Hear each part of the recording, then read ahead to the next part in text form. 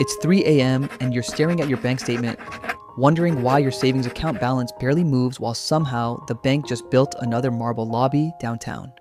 You deposit your paycheck, you keep your emergency fund there, you trust them with your financial life, but here's the uncomfortable truth. The banking system isn't designed to make you wealthy, it's designed to profit from every financial decision you make. And the gap between what you think is happening to your money and what's actually happening could be costing you hundreds of thousands of dollars over your lifetime. By the end of this video, you'll understand exactly how banks turn your deposits into billions in profit, and more importantly, how to use this knowledge to keep more money in your own pocket. My name is Ivan, and I help people understand money, personal finance, and building wealth. If you're interested in getting your finances on track and maybe even getting ahead of the pack, make sure to subscribe to the channel and hit the like button if this information helps you out. Before we dive into the mechanics, let me ask you something. If you were playing poker and someone was making money off every hand you played, wouldn't you want to understand their strategy? Banking works the same way. When you understand how banks actually generate profit, you can make smarter choices about where to keep your money, what products to avoid, and how to stop subsidizing their business model with your own financial future. Number 1, the credit card profit machine. Let's start with the product that generates the highest profit margins in all of banking, credit cards. The average credit card interest rate right now is about 21%. If you carry a $5,000 balance and only make minimum payments, you'll pay roughly $1,050 in interest over the next year. That's a 21% return for the bank on money they essentially created out of thin air. But here's where it gets even more profitable. About 45% of credit card holders carry a balance month to month.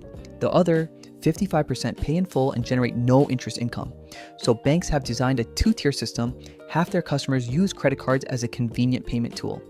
The other half subsidize everyone by paying interest rates that would make a loan shark blush. If you're in that second group, you're literally funding the travel rewards of people in the first group.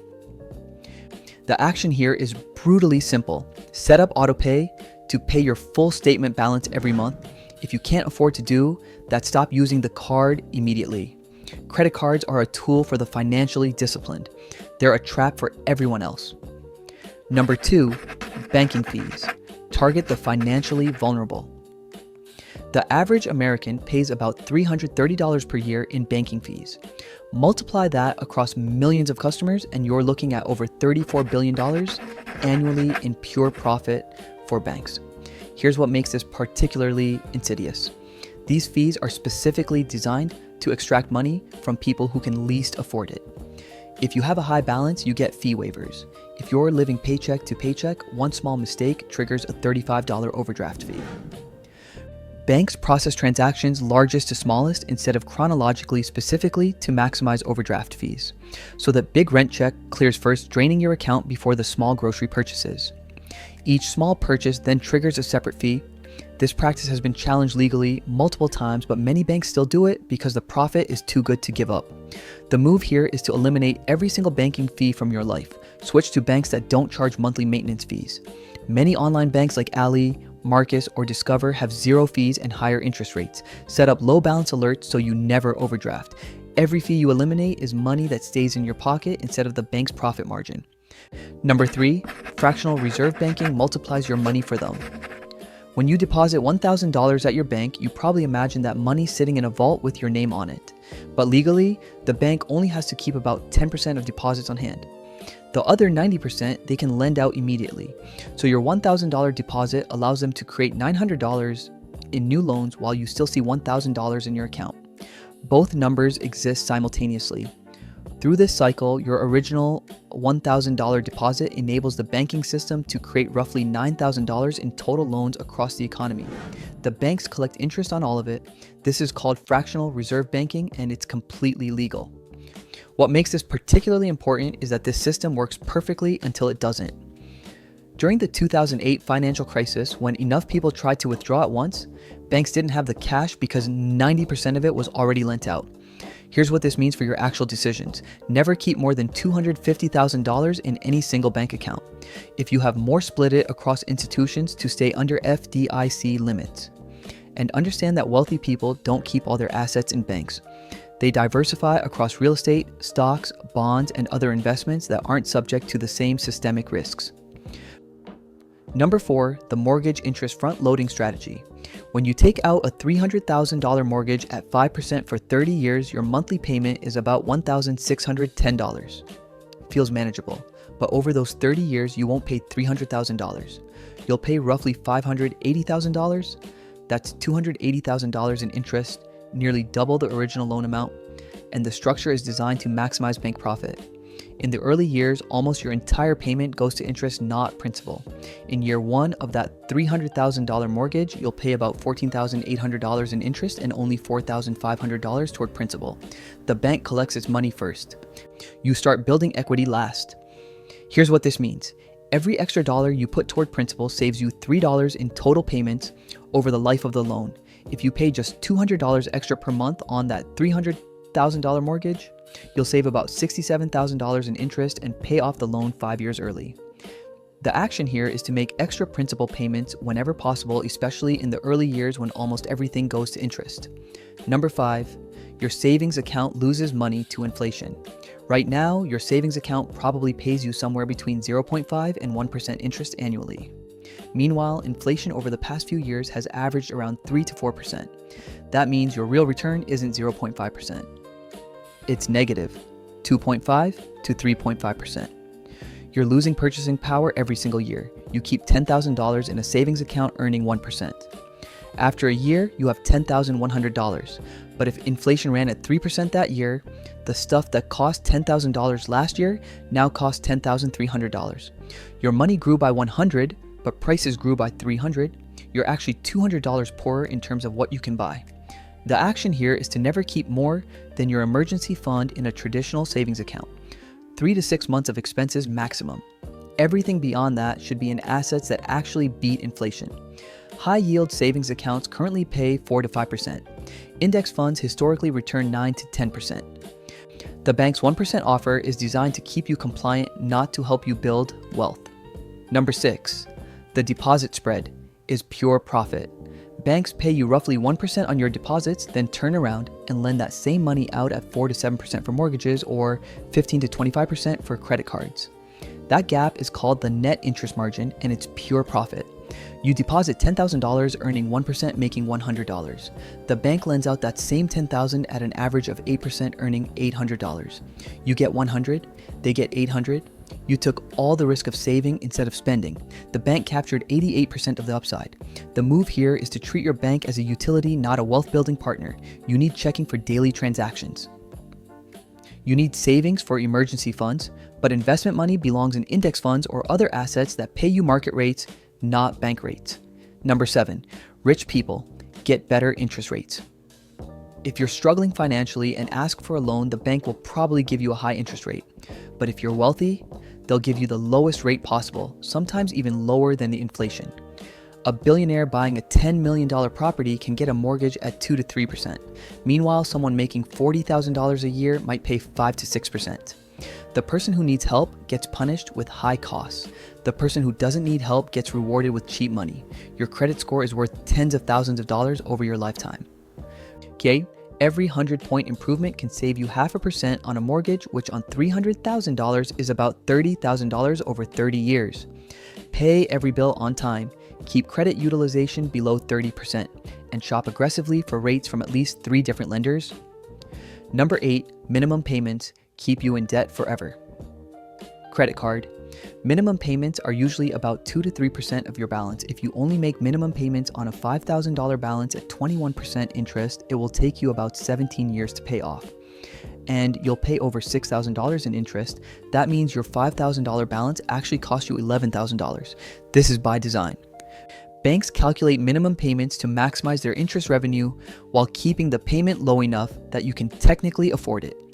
In that first month of paying $150 on a $5,000 balance, about $87 goes to interest and only $63 goes to principal. Never ever make only minimum payments. Attack the highest interest rate debt first with every extra dollar you have. Number 9, banks profit most when you're struggling. The customers who generate the highest profit margins are the ones who can least afford it. Someone with $50,000 in checking earning 0 interest generates almost no profit. But someone with a $500 balance who hits 3 overdraft fees a month and carries a $3,000 credit card balance generates hundreds of dollars in profit annually. The struggling customer is worth 10 times more to the bank's bottom line. This creates a perverse incentive. Banks have no financial motivation to help you build wealth or get out of debt. Their profit maximization depends on keeping customers in financial stress. Not enough to default, but enough to generate steady fee and interest income. The move here is to become the type of customer banks hate. Pay credit cards in full. Avoid all fees. Use their infrastructure while refusing to subsidize their profit margins.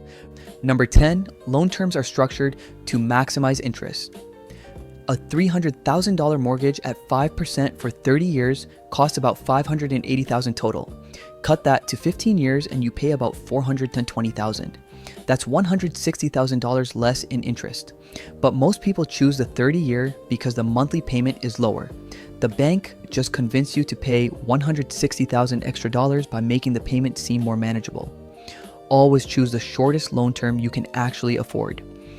If you can't afford the payment on a shorter term, you probably can't afford what you're buying. A 15-year mortgage is almost always better than a 30-year, even if you have to buy a less expensive house. Number 11, pre-approvals. Lock you into higher prices. You make $80,000 a year. The bank pre-approves you for a $400,000 mortgage, so you shop in that price range and buy at $390,000. But the bank pre-approved you for the maximum amount that keeps your debt-to-income ratio barely acceptable, not the amount that lets you build wealth. At $400,000, your monthly payment is about $2,140. At $300,000, it's about $1,610. That's a $530 difference every month. Ignore pre-approval amounts completely. Calculate what you should borrow based on your own financial goals, not the bank's lending limits. Housing plus transportation should be 50% or less of your take-home pay. Always think in total cost, not monthly payments. Number 12, introductory rates are bait and switch. You see offers for 0% balance transfers or high savings rates. They look amazing, but these promotional rates are temporary bait designed to get you in the door before switching you to much less favorable terms. A bank offers 0% for 12 months on balance transfers. Most people don't pay off the balance during that period. When month 13 hits that 0%, jumps to 18 or 20%. Plus, there's usually a 3 to 5% transfer fee up front. If you use promotional offers, set a calendar reminder for 1 week before they expire. Have a plan to pay off balance transfers completely. Shop again when savings rates drop and actually move your money. Don't let inertia trap you into worse terms. Number 13, banks profit from financial illiteracy. Banks profit enormously from customers not understanding how money works. When you don't understand compound interest, you underestimate the cost of debt. When you don't understand inflation, you keep money in accounts that lose purchasing power. Financial illiteracy is extremely profitable for banks. If every customer understood that carrying a balance at 21% is financial suicide, the credit card business would collapse. The move here is to commit to financial education. Spend 1 hour per week learning about money, understand compound interest, inflation, real returns, and opportunity cost. Once you understand these basics, you'll immediately see through the majority of banking tricks. Number 14, wealthy people. Borrow to avoid taxes. Rich people borrow money against their assets to avoid selling them and triggering capital gains taxes. You own $10 million in stock. If you sell it, you pay capital gains, tax on the gain, maybe $1.8 million. But instead, you borrow $2 million using the stock as collateral at 2% interest. Now, you have cash to spend. You never sold anything. You never triggered taxes. Borrowed money isn't taxable income. The wealthy can literally avoid taxes their entire lives by borrowing instead of selling. Meanwhile, ordinary people don't get these offers. Once you have substantial assets, understand that you can borrow against them instead of selling. Many brokerages offer portfolio lines of credit with rates lower than credit cards, and you avoid capital gains taxes. Number 15, banks make money when you don't use your benefits. Banks make money when you don't use the benefits you're paying for. That rewards checking account with requirements to avoid fees. The bank is betting most customers won't meet them every month. That credit card with travel insurance, they're counting on you not filing claims. Your laziness or forgetfulness is literally budgeted into their profit projections. If you're paying for premium accounts or cards with annual fees, actually use every benefit they offer. Set reminders to meet minimum requirements. Submit reimbursement requests. If you're not using the benefits, downgrade to a free account. Once a year, audit every banking product you have and close what you're not optimizing. The difference isn't intelligence or income, it's understanding how the system works. You don't need to be perfect. You just need to stop making the expensive mistakes that banks profit from. You're not trying to beat the banks, you're trying to stop losing to them.